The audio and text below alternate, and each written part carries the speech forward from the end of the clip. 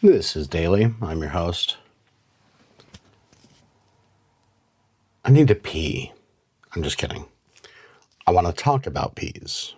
One of the things that I've noticed being in the UK is that anytime I eat peas, and I'm not talking about mushy peas, which apparently are actually dehydrated and then rehydrated.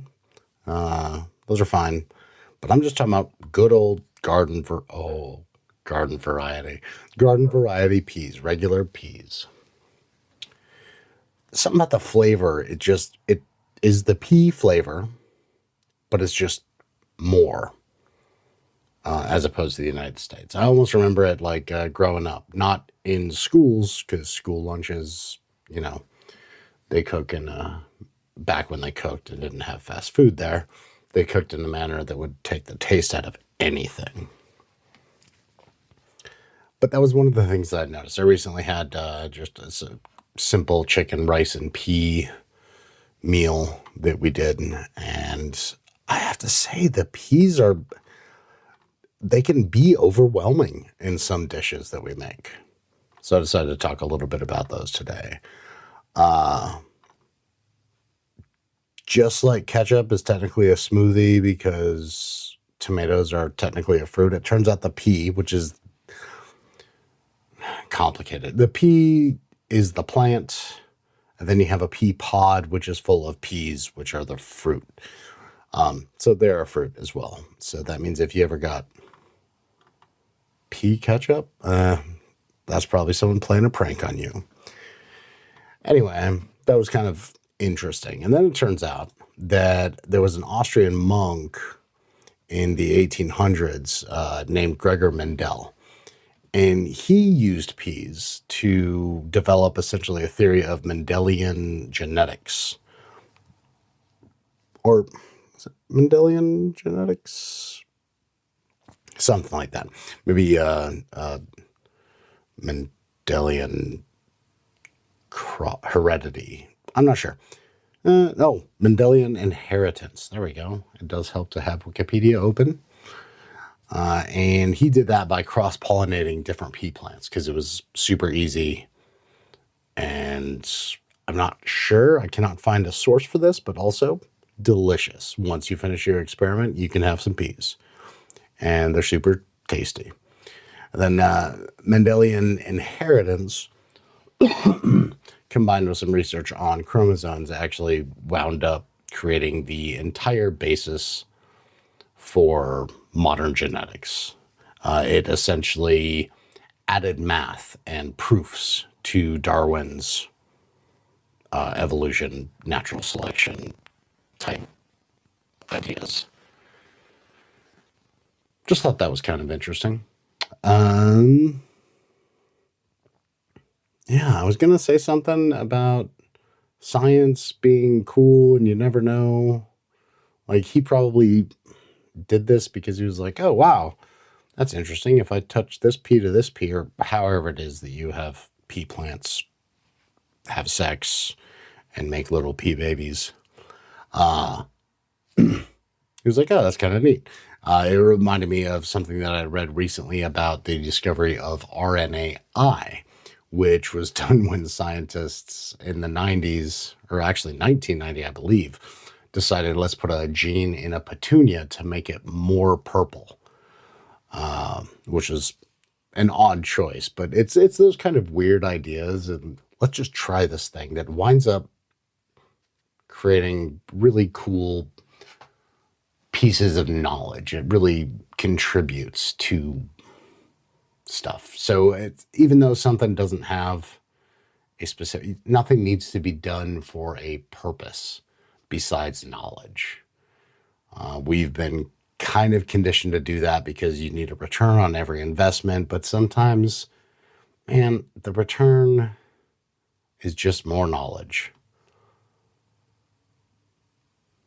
Yes, I have been bubbling up with a rant on zero sum games, on capitalism, on the fact that we cannot continue to expect unexpected growth, entropy.